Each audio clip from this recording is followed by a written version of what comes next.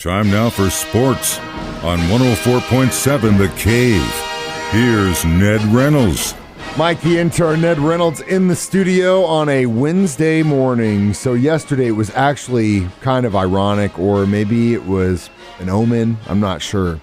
We were driving around town, getting the cars kind of switched up, had to get one of them an oil change, all that stuff. So we're one car driving mom to one place with the kid, all that stuff. Hit Glenstone just in time to see a high-speed chase fly down the road. Yeah, oh yeah, bad times. What time of the day was it? It was afternoon. It was around the deadline, right? So it's happening, and obviously traffic stopped, and I'm like, oh my God, that's crazy. It just flew right in front of us, and we're just sitting there like, okay. And then I'm sitting there kind of just waiting for traffic to move, and I just looked down on my phone.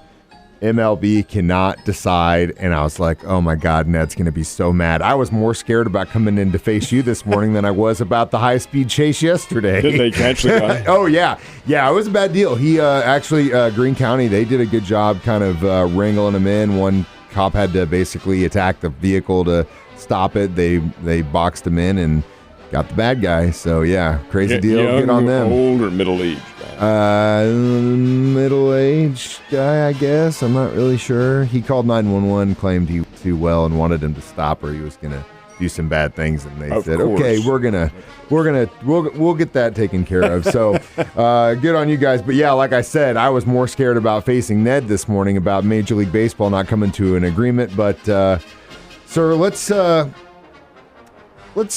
recite a little poem this morning. Well, this baby I have recited many, many, many times. And, of course, it's one of the all-time iconic baseball poems ever written. 1888 is when Ernest Thayer wrote this poem. And he didn't know anything about baseball at all. But he was a journalist, a Harvard guy, and he wrote this one. It's the last stanza of several stanzas. Oh, somewhere in this favored land, the sun is shining bright. Bands are playing, and somewhere hearts are light. Somewhere men are laughing, and somewhere children shout. But there is no joy in Mudville. Major League Baseball has just struck out. Of course, we substituted Major League Baseball for Casey. It's Casey at the bat. Just struck out. And I am not being overly dramatic. That's not my nature. But this is a very serious subtraction from a sport that is already faltering, and it's all brought about by egotistical lunacy. So, okay, first of all, guys, he had that memorized. He didn't read that. I've done it many times. I just want you to know, he didn't have this thing written down in front of him. That was awesome. Second thing, I finally got a chance to actually look and see the back and forth. And over the last few weeks, I think you did a really good job, because that's what you would always say. You'd say it just comes down to ego. It comes down to players and owners arguing about millions and billions and all this crap. He's right. Literally, you look at the game. Now, again, there are some more postseason games that does equate to money. More teams in the postseason, that equates to money. But really, when you look at it, it's this much money, this much money, and Mike, this much money, this much money. That's all agreed to. The postseason games and many of the items were agreed to.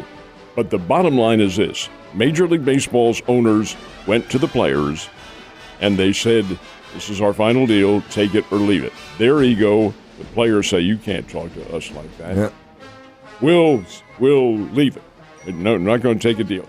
Ego! For God's sake, forget your ego and do things calmly, and remember the third party involved, us. Yeah, well. And it's not involving us. These items that they're arguing over have nothing to do with us at all. No, that's what I'm saying. It has very little even to do with baseball. No, it's a salary cap that they want put in there.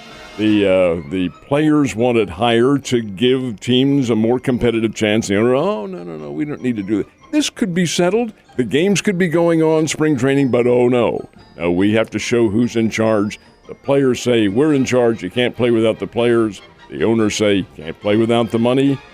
And therefore, you have a clash of egos, and you have a very serious problem with baseball that may not be solved. Well, we've already lost a couple series so far. Mm-hmm. what happens? Are they back at the table again today, or are they doing marathon meetings day to day, or how's this going to work? The two sides, their main offices are in New York. They went down to Florida to stay warm. Can't blame them for that. Finally, they showed some intelligence. But no, they've gone back to New York, both of them. They'll probably start talking tomorrow, but who cares? At this point, who cares? The first 2 series of the season are gone for every major league team. That's between 5 and 6 games. Doesn't sound like very many, but it is. It is no money for those players. Okay, they have a slush fund that some of the players can be paid. But my God, think of what this has done. Opening day is a big celebration for baseball fans around the country, and you have just taken that away. I find this to be totally, how can I term this? A total insult to the American public. Totally reprehensible in every single respect, and both sides, sorry folks, can go straight to hell as far as I'm concerned. Man, sucks. Like I said, I was right, though. Facing a high-speed police chase, Ned Reynolds, when there's no baseball, I'll take the speed chase all day. Ned Reynolds, Mike the intern, finally got him calmed down a little bit. I had to put a little chocolate syrup in his coffee this morning and calm him down. But, yeah, so he's good. But, you know, it does suck. I knew that most of our conversation this morning was going to be about the fact that we were going to lose some games in Major League Baseball. From what I heard yesterday, it was 2 series were affected. What's the deal with the Cardinals and the Royals? Cardinals will lose 5 games. They lose their 3 in Pittsburgh and 2 in Chicago. The Kansas City Royals lose 6 games. 3 against the Cleveland Guardians. Boy, that sounds odd, doesn't it? The Cleveland Guardians. It's like, who are you talking about? And 3 against the Chicago White Sox. Wouldn't that be something? They change the name. They go through all that stuff to change the name. They buy all the gear. They pay somebody to come up with the new logo, all this stuff. They flip everything, and baseball doesn't even happen. And that would be the most Cleveland thing to happen of all time. And that's where it would have been. I know. It would have been in Cleveland. They would have been, this is the opening, new name for their team, mandated by political correctness, which is, I'm not going to get into that. But what now, the question is, why did the Royals lose more games than the Cardinals? It's 6. Royals have lost 6 games, or 6 canceled. And the Cardinals 5. That is because in Pittsburgh, they're practicing a tradition that they do in a lot of cities. Opening day, the next day off, just in case it rains on opening day. Because opening day, folks, is very big. Forget about it. It ain't happening anywhere. And any of the 30 cities, it's probably not going to happen. All right, Cardinals lose 5 games, and the Royals 6 because in Cleveland they didn't schedule an extra day in there. So 6 games go out. Will there be more? It will be, unless they come to some kind of an agreement. But at this point, who cares? The public has been damaged. This is the 9th work stoppage. Each one of these stoppages has had an incremental defect on the psyche of the American public. And I'm telling you, it's going to hurt them. It may kill them. It's already hurt them.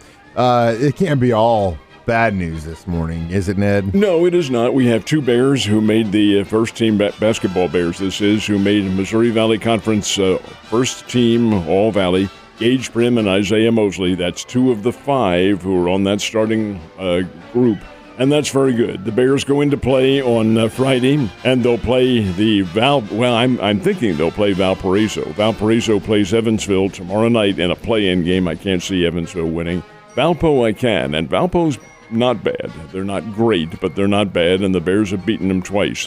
But should that be the team, Missouri State has a pretty doggone good chance in this Missouri Valley tournament coming up. And with 2 guys, 2 star players, Prim is a horse underneath, and Mosley a top scorer who can play the game.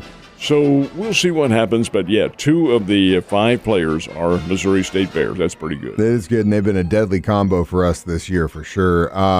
How did Mizzou and some of the local high school teams make out last night in their play? Glad you mentioned that. Missouri, of course, is coming down to the final games on their schedule before the Southeastern Conference tournament. They probably won't last very long. They went to Columbia, South Carolina last night and lost to a very average South Carolina team, 73-69. Missouri did not get the win.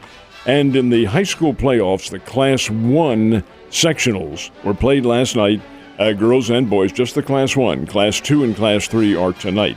But in Class 1, we had some area teams involved in the girls' play. South Iron, which is quite a bit east of here, played Chadwick from down in Christian County.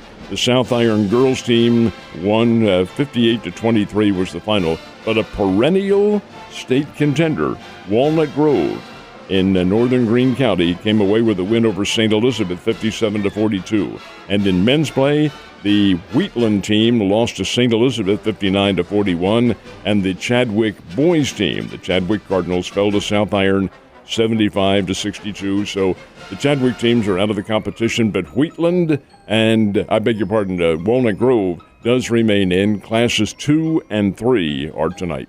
I love this time of the year because we're reminded of some of the towns that we live near that we never hear of at all until, postseason action in high school sports. So that's pretty cool. Good luck to those guys. Hopefully they can keep it going, Ned. I'll bring some more chocolate syrup for you tomorrow to calm you down. Hopefully you'll have some good news for us.